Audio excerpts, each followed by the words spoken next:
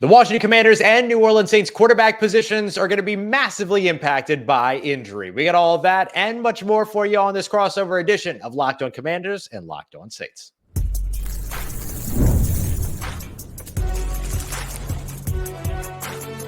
You are Locked On NFL Crossover, part of the Locked On Podcast Network. Your team every day. What's going on, everybody, and welcome into this crossover Thursday edition of Locked On Commanders and Locked On Saints. We are your host, David Harrison, the daily host over at Locked On Commanders. Myself, Ross Jackson, your host over at Locked On Saints. And we appreciate you very much for being here with us, making us your first listener, for being an everydayer here on the show. On this crossover Thursday episode, we're going to go through what each of these teams needs to do to get a win. Fast starts, but sustained success being the name of the game for both of these teams. We're also going to dive into why the ground game will win the game in this matchup, and leading it all off with a look at the quarterback position and how it's massively impacted for both of these teams by injury. We appreciate you very much for being here with us and for joining us for another episode, whether you're catching us for your first time, your next time, whatever it might be. We thank you very much for being an everydayer, making us your first listen here on Locked On Commanders and Locked On Saints, both a proud part of Locked On Podcast Network, your team every day. Today's episode brought to you by our friends over at Prize Picks, as all of our crossover Thursdays are. Download the Prize Picks app and use that promo code LOCKEDONNFL to win $50 instantly when you play your first $5 lineup. David, the quarterbacks are in keen focus here. Jayden Daniels, the front runner for Offensive Rookie of the Year, and some quarterback who will take snaps for the New Orleans Saints. That's got to be the headline in this matchup. Yeah, no, absolutely. And I mean, like, the little bit of a secondary, right, like lineup here or storyline here is Jayden Daniels returning to Louisiana. This time last year, he was just a few days removed from winning the Heisman Trophy. So I'm sure that there's a little bit of crossover of LSU Saints fandom. Excited, hopefully, to see Jayden Daniels back. And I feel blessed because, you know, I'm an Arizona State guy, so I got to see him return. Physically to Arizona State campus where they practiced ahead of the Cardinals matchup earlier this season. Now I get to see him return to Louisiana. Of course, Jayden is going to play all of it down and be like, I appreciated my time there and all the success, but I'm focused on what we got to do this weekend. And truthfully, he is that way. But yeah, man, I mean, this quarterback matchup, it's a quarterback-driven league, right? Passing game, obviously, is the king in the National Football League. But what's going on around the quarterback position, obviously, Jayden is fine. But what's going on around the quarterback position in this game is going to be huge, even if it's not necessarily going to be the factor that dictates who wins this game. Yeah, while the New Orleans Saints are trying to figure out who their starting quarterback is going to be, Jayden Daniels and the Washington Commanders, of course, dealing with injury with wide receiver Noah Brown, which impacts kind of that next option behind Terry McLaurin in terms of who becomes the go-to guy in the passing game. David, if you had to take a swing at who you think that second option would be, they got the veteran tight end in Zach Ertz. You've got Jameson. Jameson's kind of dealing with some injury and stuff like that too, but where do you think the passing game production comes outside of Terry McLaurin for this Commanders offense? Yeah, I think that second target in line has to be Zach Ertz, and he's someone that we saw during training camp have a really good connection with Jayden. And that connection hasn't blossomed during the regular season as much as most of us thought that it would, to be quite honest with you. But without Noah Brown, like, the thing about this Washington Commanders, I almost said Arizona Cardinals offense, which would still apply if it was like 2 years ago.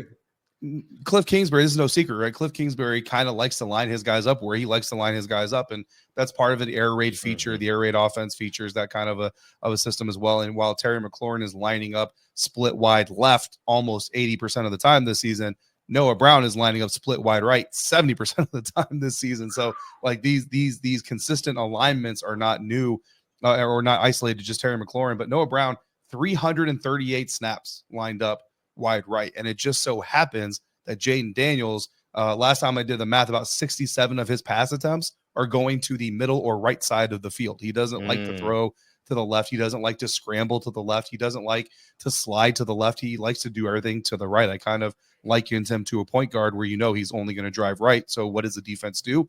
They shade to that side of that point guard. Well, defenses have started shading to that side of the quarterback here. And the Washington Commanders finally made an adjustment against Tennessee Titans 2 weeks ago and started moving Terry McLaurin more to the right side, or they would run him from the left to the middle to the right side of the field to get him those looks as well and bring him into those windows, which is great. But without Noah Brown there, like, I know Noah Brown's not this elite number 2 receiver in the NFL, but teams that turn on the tape still see that he's capable of finding open space, capable of making plays. And now guys like De'Ami Brown, who this preseason, we weren't sure he was going to make the active roster. Olamide Zaccheaus, who is a veteran journeyman who's been around a little while. Luke McCaffrey, the rookie, who's mostly a slot. He's only played 35 snaps out there. I actually kind of wonder, Ross, like Terry McLaurin's going to be your number one option lined up outside left. The primary guy lined up outside right for Jayden Daniels, when he looks that way, might be Terry McLaurin. Like maybe you see Terry McLaurin, maybe it's like a 48-52 split this week, and they moved a little bit more than usual. And like the Saints might know, like, hey, Terry's on the right, probably going right. Terry's on the left, probably going left. Okay, you know that, but now you still have to defend the route combination, and you still have to prevent us from getting the ball to Terry. This might be one of those games where Cliff needs to flex the creativity a little bit, also flex Terry McLaurin's knowledge, because he's a guy who prides himself on knowing what everybody's doing on the field. Yeah, and look, for the Saints, they play sides. Their corners do not shadow receivers. On the left side, it's Alontae Taylor. On the right side, it's rookie Kool-Aid McKinstry. That's what they're going to play this. They're not going to move guys around. The only guy that's going to move around a little bit is slot corner Ugo Amadi, who just played maybe one of his best games of his career, did it very quietly, but did that up against the New York Giants. And so wherever Terry McLaurin is lined up, if he's on the left, he's pulling the coverage of one corner. If he's on the right, he's pulling the coverage of a different corner. So it's going to be really interesting to kind of watch what that chess match is going to look like, just to kind of give some numbers behind it. 65, 50, 73. That's Alontae Taylor on the left side over the course of the past 3 games. 68, 44, 74. That's the number for Kool-Aid McKinstry over the last 3 games on the right side. So these guys are very evenly split. And that, of course, includes 0 snaps on either of their non-dominant sides. They've only played over on their side over the course of these last 3 games since Marshawn Lattimore was traded away by the New Orleans Saints to the Washington Commanders. And of course, they did the same thing with Marshawn. He didn't shadow receivers. He just played one side of the field. So that's a big part of it. Before we jump over to take a look at sort of the defensive side plus the ground game in this game, the Saints, of course, someone's going to play quarterback, David. There will be one. I promise you that. They just don't. They have not announced who that quarterback will be yet. The overall expectation, and you can kind of get it from some of his social media posts here as of late, is that it's going to be Jake Haener, the second-year quarterback from Fresno State, who was kind of brought in. Derek Carr has been his long-term mentor and all those other things. He was drafted just a couple of years ago. They, of course, gave Spencer Rattler, the rookie out of South Carolina, his opportunity over the course of the 3 games through week 6 and 8. So it looks like potentially the next thing is going to be to take a look at Jake Haener. We'll see if that holds, but the Saints say that they truly have not made a decision yet, and they will continue to have those 2 quarterbacks battle it out. That is what we saw a bit of during practice as well when we were there on Wednesday. So we'll see which way it goes. I do think there's some gamesmanship here. They're going to keep saying, yeah, well, Derek Carr could play even though he doesn't practice, but there's no way Derek Carr's playing this weekend. And the one of the Saints staffers used to have a phrase that was like, just because you could doesn't mean that you should. And that applies to Derek Carr in this situation. Yeah, no, 100%. There's no reason, honestly, I know the Saints aren't like officially out of it and all that stuff, but if everybody's being realistic, there's no reason Derek Carr should risk what he would be risking. There's no reason the Saints should be risking what they're going to be risking by playing Derek Carr. I was listening to a Saints podcast hosted by a very smart gentleman named Ross Jackson talking about how, you're going to need Derek Carr next year. So like, don't mortgage your future, to try to get a win against the Washington Commanders in December this year or anything like that. And I think that's great. I'll tell you right now, Commanders fans are mostly concerned about the idea of Spencer Rattler starting. And I think it's that elusiveness, right? It's that second ability, that ability to extend the plays. And again, to give you all kinds of credit, right? I read one of your articles on LouisianaSports.net. You're exclusive with Spencer Rattler and how he talked about, going from those 3 games he played, kind of looking back on, okay, if I could do it again, what would I do differently? And he talked about extending those plays and creating that second play that Jayden Daniels, Lamar Jackson, Patrick Mahomes, those guys are so good at doing, creating that second play and really stressing defenses because it's really hard for any corner, any secondary, including guys like Marshawn Lattimore, to cover for 5, 6, 7 seconds if a quarterback can get out of the pocket and stay alive as a passer. So Commanders fans honestly would rather see Jake Haener because they would be a little bit more worried about Rattler's ability to do that. And then obviously his awareness that that's something that he needs to do better at the next time he does get on the field. But at the end of the day, man, I mean, you know how this game goes, and everybody watching this show or listening to this episode knows how this game goes. Like Jake Haener, Spencer Rattler, Ben DiNucci could come out there and look, nobody expected Cooper Rush and the Dallas Cowboys beat the Commanders. I'm saying, but it happened. So there's a lot of other factors here, including again from the Commander side going back full circle, who is going to be that second receiver, right? That even if Zach Ertz is the second target guy, who's going to be that second receiver, and how much does the loss of Noah Brown impact them in this game? Yeah, I'm just going to let all Commanders fans know right now, if your concern is players extending plays, Jake Haener can do it too. So we'll see which way it goes. We'll see which way it goes with the New Orleans Saints, as they will make that announcement very likely tomorrow. But I think they know who the guy's going to be. It's gamesmanship. It's good coaching. It's good gamesmanship. Like, this is what you do in the NFL. You take every advantage you can. Coming up next, we're going to be taking a look at the ground game for both of these teams, because both David and I are convinced that that's the way that you win this matchup. And both teams have been, well, not so great at stopping the run, but have been very good at actually executing the run. So one of these teams will have to come out on top. We'll get to that next as we continue on with our crossover Thursday, Locked On Commanders and Locked On Saints, part of Locked On Podcast Network, your team every day. Today's episode of Locked On Commanders and Locked On Saints is brought to you by friends over at FanDuel. Right now, FanDuel has the Washington Commanders heavily favored by more than a touchdown.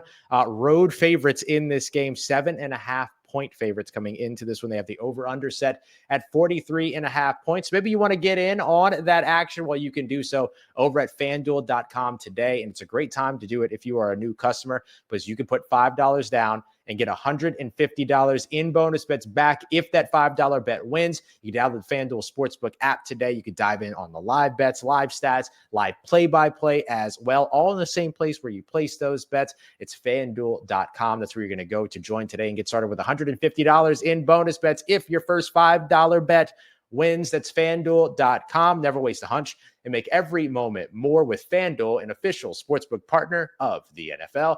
Today's episode also brought to you by friends over at Game Time, the best place to go to grab your tickets for your favorite events, including if you want to grab some tickets for the Commanders and Saints game, you can find them over at Game Time today. Game Time is one of the only places where, as the event gets closer, the tickets get more affordable. And of course, you get a bunch of other perks and features as well. There's Game Time Picks, which is a curation method that makes it easier for you to find all of the best deals on your favorite sports, concerts, comedy, theater, and more. You can toggle on all-in pricing so that you're never taken by surprise by fees. By the time that you get to checkout, you can even see your view from the seats before you buy those tickets. So take all the guesswork out of buying tickets by checking out Game Time today. Just download the Game Time app, create an account, and use the promo code LOCKEDONNFL to get $20 off of your first purchase. Terms apply. Again, create an account and redeem code LOCKEDONNFL for $20 off. Download Game Time today. What time is it? It's game time. All right, everybody, continuing on this crossover Thursday edition, Locked On Commanders and Locked On Saints. It could be the run game that puts this one to bed, David. I think both of these teams are going to be looking at trying to control this game on the ground, but the Washington Commanders have a little bit of an extra weapon over on their side, I would say. Yeah, I mean, I think that I'm still shocked to this day, and again, it just shows you how shocked I am about the fact that the Philadelphia Eagles didn't stack the box once against Brian Robinson Jr. And not only did they not stack the box once against them, they got away with it. You know what I mean? It was one of his lowest output games. The offense did basically nothing, scored less than 20 points, which is not something that the fourth highest scoring offense in the NFL this year does on a regular basis. So they're clearly, this team is clearly a power run first team. And I don't just say run first, they are a power run first team, which I know doesn't go with the typical Cliff Kingsbury reputation. And obviously Jayden Daniels is the star and the rookie of the year candidate and all that stuff, but it really is predicated on getting that ground game set up first. And then, there's some real substance to it. Some of it's just kind of a no duh thing, but the Washington Commanders are undefeated when they win the time of possession battle, and they're less successful. The only game they've won this year when they lost the time of possession battle was against the Chicago Bears, which I think most of us would agree they probably should have lost that game. Yeah. Right. And Tyreek Stevenson would definitely agree that they should have lost that game as well. So, it kind of goes hand in hand, time of possession, running the ball, controlling the clock, and then also getting into the end zone. You obviously have to finish with points on the board. Right. So it's not just about running the ball 30 times. You have to do it successfully. But the more that Brian Robinson gets involved, the better off the Washington Commanders are going to be.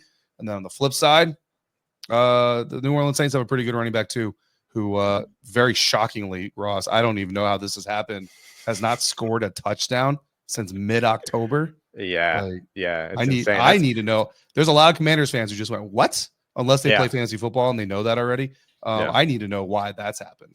Well, I think that's been a Taysom Hill thing. That's been you know what I mean? Like, and then when they get in the red zone, they've gotten more comfortable throwing the football too. And if you look back at like the best years of Alvin Kamara's career as a touchdown scorer, a lot of his touchdowns came in the red zone, like more than 80%, 75% of those touchdowns all came in the red zone. So I think that's a big reason why. But the fact that he hasn't scored any in the passing game either has been because the last 2 or 3 times that he scored in the passing game, there's been some offensive penalty that has wiped it away too. So that hasn't helped over on that side of the football. But I'll tell you another thing that Alvin Kamara is on the threshold of might be a little bit shocking for people that don't follow the team as closely, is that he's 62 rushing yards away from his first career 1,000-yard rushing season. He has never had a 1,000-yard rushing season. Now, he has been an all-around back and one of the best all-around backs in the NFL and in NFL history. If you look at, the numbers and everything that he's done so far compared to, the history of the NFL, he's been outstanding there, but he just hasn't had an offense that's trusted him to be the sole kind of rusher while also getting him out space. And this is the first time I'm going to be careful not to say Clint Kubiak, or rather to not say Clint Kingsbury, because I have a bad habit of doing that. And then now Cliff Kingsbury is over on the other side of this very conversation. But that is something that Clint Kubiak has done incredibly well. So I think that he, as well as second-year running back Kendre Miller, who made a nice return to the field last week, 10 rushes for 32 yards, a 3.2 average isn't gonna, not gonna be an eye-popping number for a lot of people. But really, the before the 4-minute drive or the 4-minute drill at the end of the game, that he was over 4.5 or right at 4.5 rushing yards per. But then you get to the point to where you're like protecting a lead. There's 4 minutes left in the game. Everybody knows you're running the football. All those things ended up kind of dropping his average a little bit. But an outstanding 8-yard run where he just kept his legs churning and got pushed into the end zone by his healthy offensive line. These are all things that I think have to come to fruition for New Orleans when they go up against the Washington Commanders, who have had a little bit of trouble. They've allowed, I believe it's the 5th most rushing yards per attempt on inside runs. So that's going to be a big thing that you're looking for Kendre Miller, number 25 for Commanders fans, to kind of be that complement to Alvin Kamara, because then you can get Alvin Kamara involved in the outside run game and start to try to take advantage of a bit of what you can get out in space up against this Washington Commanders defense. Yeah, absolutely. And that's something, like perimeter run specifically, something that gave the Washington Commanders defense fits early on. And Jeremy Chin, the safety who's trusted a lot to kind of, make that pursuit and read that and hit those gaps and click and close, as people like to say sometimes about pursuing ball carriers. He's gotten better at that. You know what I mean? He's definitely gotten better at that, but still the Washington Commanders are giving up the 6th most yards per carry overall, like total 4.77 yards per carry. And they're allowing 137 yards per game, which is also ranked 27th in the National Football League.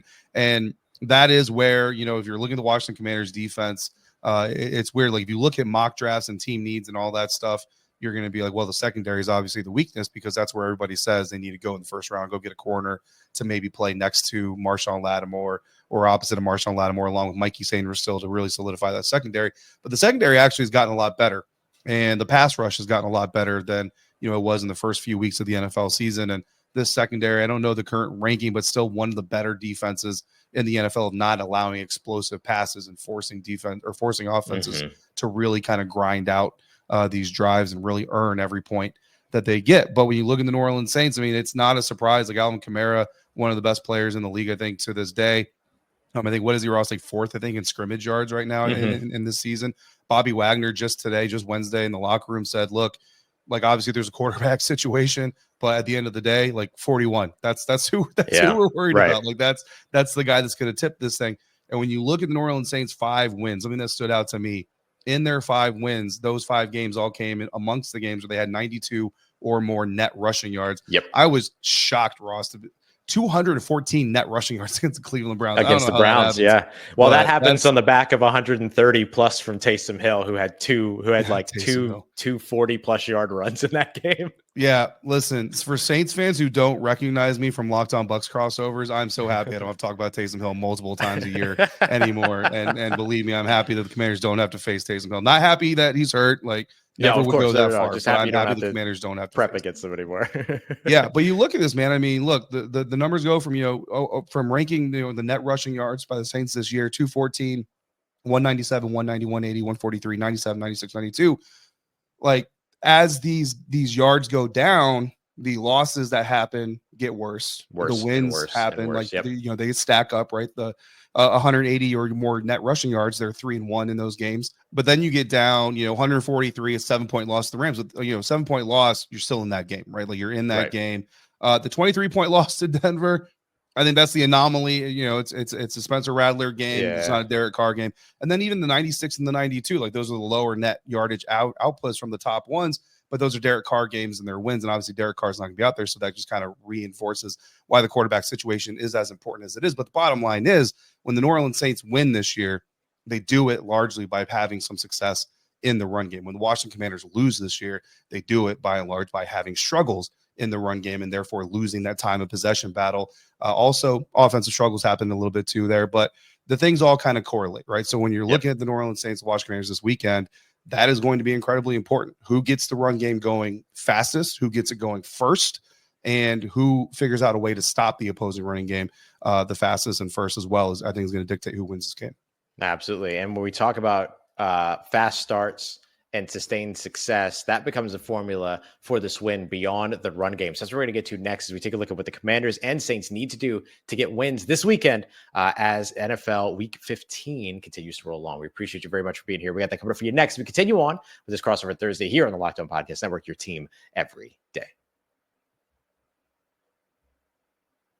Today's episode brought to you by friends over at Built Rewards. If you're a renter, listen up because this is about to be an absolute game changer for you. Thanks to Built, you can now earn points on rent payments the same way that you do with like groceries and travel and all that other stuff. And it comes with some awesome perks along the way. And best of all, it's completely free to join. All you got to do is check out Built Rewards. They're going to give you valuable Built points that you can then redeem for hotel stays, future rent payments, and more. They've got over 500 airlines and 700,000 hotels in their program. You pay rent, you earn cash, you earn points back that you can then cash in for some of these big opportunities. I absolutely love it. I use it because I figure, you know what, why I got to work for rent. I might as well make my rent work for me too. So you can join and start getting points on the rent that you're already paying by heading over to joinbuilt.com/lockedonnfl. That's joinbuilt.com/lockedonnfl. Make sure you use our URL so that they know that we sent you. Don't wait. Start earning your Built points today. Everybody, Locked On Commanders and Locked On Saints crossover Thursday here, taking a look ahead to this New Orleans Saints hosting the Washington Commanders game and what these teams need to do to get a win. Today's episode, as all of our crossover Thursdays are, brought to you by our friends over at Prize Picks. You can download the app and use the promo code Locked On NFL to get $50 instantly when you play your first $5 lineup. David, let's do your keys. We'll do my keys, and then we'll break them all down. What are you looking at here for the Commanders? Yeah, I mean, the first foremost, establish the run. We already talked a lot about that, but clearly that's very important for this Washington Commanders team. So that's going to be number one. Number two is to score early. And number three is harass that quarterback. Whoever, Jake Haener, Spencer Rattler, both of them. Both Ben DiNucci, you know what I mean? Just harass them. Don't let them get comfortable. Absolutely. For the New Orleans Saints, it's not entirely dissimilar, man. It's run the ball effectively, as we've discussed. It's avoid their mid-game slump. They've had some issues in the second and third quarters. And then it's managing the run game on the opposite side, which becomes a part of the conversation of limiting rookie quarterback Jayden Daniels as best as you can. So we know the run game is going to be absolutely vital here. Let's talk a little bit about the fast start and the sustained success that these two teams need. Like I mentioned, the New Orleans Orleans Saints in the second and third quarters have seen slumps under Darren Rizzi so far. Interim head coach Darren Rizzi has spoken about this during press conferences. I think that's going to be a big focus this week. They talked about kind of keeping the second half going. They even made the second half of practices a little bit more intense. I think the next thing they're going to be doing here is trying to figure out how to make that midsection of practices a little bit more intense as well. Get this team a little bit more conditioned and ready to go, to keep it going for not just the first 15 minutes and the last 15 minutes, but everything in between as well. But the Commanders, of course, are looking at fast starts over on their side. I'll tell you what, Ross, what I really like about Coach Rizzi, and again, I don't even know him, right? Like, but just like what I've seen and what I've learned, and from watching your show, I learned a lot too, is like, he's obviously more Dan Campbell than he is Dan Quinn. Yes. But like Dan Campbell, Dan Quinn, Coach Rizzi, like they're all like super aggressive. We're going to kick your butt. Like they're all the same mentality. Just Dan's more like the kind of the quiet aggressor, whereas Dan Campbell is obviously the super loud. And I really dig what he's doing. And I think the Saints, like you look at, the 3-1, record under this new interim head coach. I think it just kind of goes back to like coaching matters. You know what I mean? Coaching matters, identity matters. So I don't know what the future holds, but I really like what he's done. And I really like how the team's kind of resonated with that. But speaking of, fast starts, going over the 3-game losing streak that the Washington Commanders went through, and this kind of reinforced a little bit what we talked about the defense, how the defense in Washington really started off as a liability, and it was this rookie quarterback and castaway offensive coordinator that really had to carry everything for the first probably quarter of the season while the defense got its feet under itself. But now the defense is playing a lot better and actually keeping the offense in some of these games where they've struggled, as Jayden has dealt with that rib injury and then dealt with defenses learning him a little bit better, and also his coordinator having to adjust to those things as well. But when you go back to the Pittsburgh Steelers game, the Steelers scored once in their first 5 possessions. The Eagles scored once in their first 6 possessions.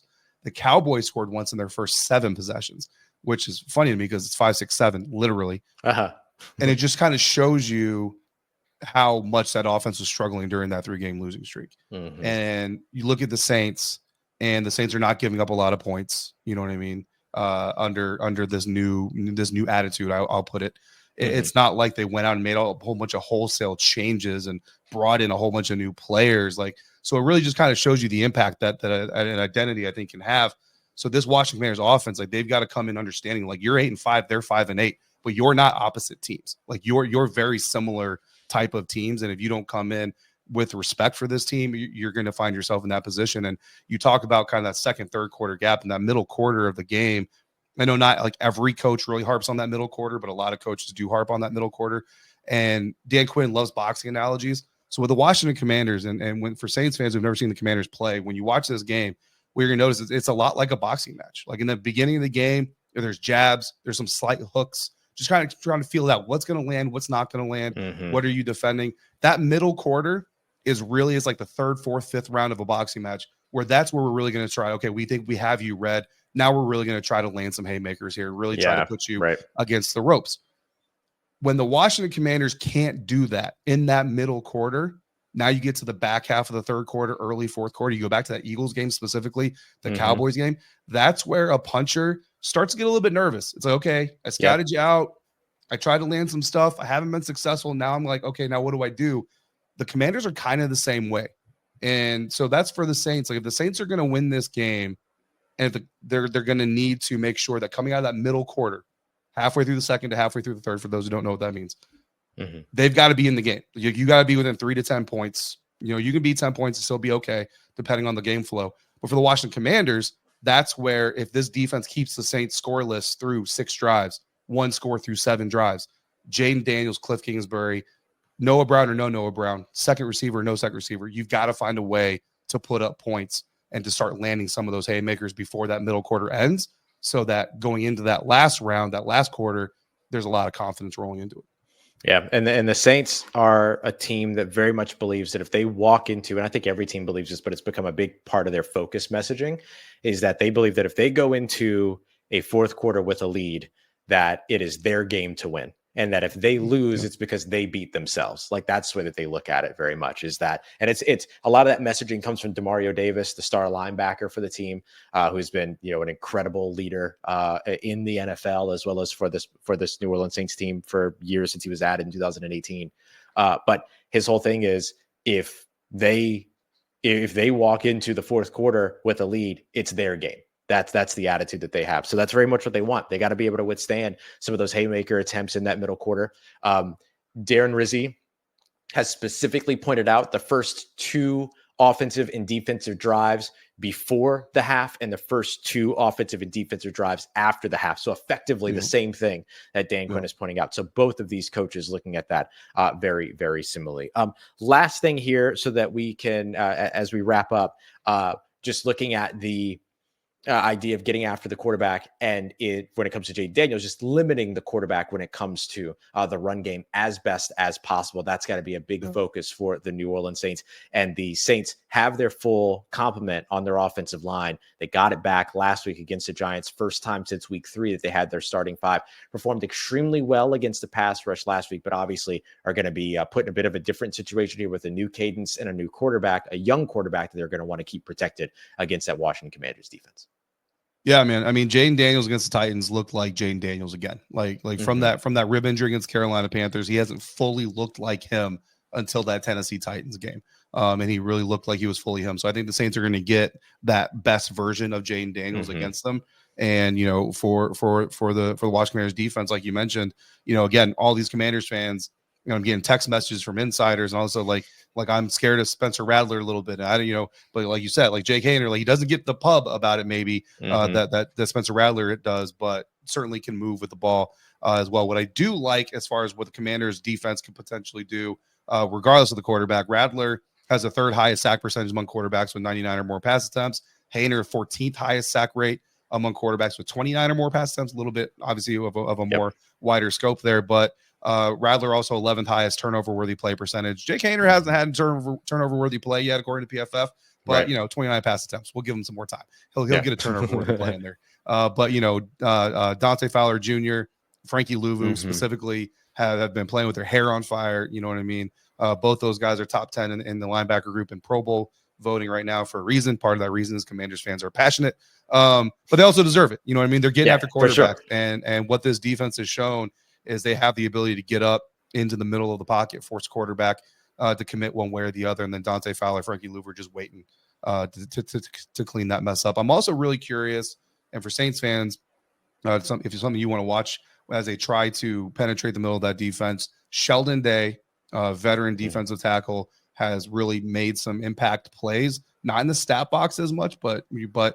you talk about leading to productive plays, Sheldon Day has been big. And then Carl Davis, we'll see if the veteran defensive tackle gets called up from the practice squad again, but he's a much better run defender on the defensive line next to rookie Johnny Newton than Fedarian Mathis is. Fedarian Mathis was a healthy scratch against the Tennessee Titans. So I'm really curious to see, because Dan Quinn didn't say it as much, but I can tell you it's because of run defense. Fedarian's not very good against the run. I'm really curious to see if Carl did enough to get called up again, and if Fedarian Mathis again ends up a healthy scratch, because that's going to be, I think, very impactful in this game. Yeah. And then on top of all that, you got Jayden Daniels returning to Louisiana. Marshall Lattimore returning to the Caesar Superdome. Chase Young taking David on Harrison the returning to the Superdome. Harrison returning to the Superdome as well. And of course, John Ridgway revenge game on the way. Yes. We got it all in John. this matchup. Me too. John. He's a great dude. All right, there you go. That's everything you need to know about this matchup. Literally, we covered it all. This was awesome. This was so much fun. If you want more on the Washington Commanders, make sure you go and check out David Harrison at dharrison82 on your favorite social media, as well as over at Locked On Commanders every day. You can find me over at Locked On Saints, as well as at Ross Jackson Nola on your favorite social media. And we will see you again here very soon for another episode of Locked On Commanders and Locked On Saints. Make sure your second listen today is Locked On NFL. Get all the biggest stories from around the league with Tyler Rowland and Tony Wiggins, giving you all the daily double dose over there. We appreciate you very much for making us a part of your day and for being with us. Make sure you check out both of our insider programs as well. That'll be linked in the description if you want more early information, secret information, some breakdowns, all that other stuff. We got it all for you. Make sure you come and check it out. We appreciate you very much. We'll see you here again soon on Locked On Commanders and Locked On Saints, part of Locked On Podcast Network, your team every day.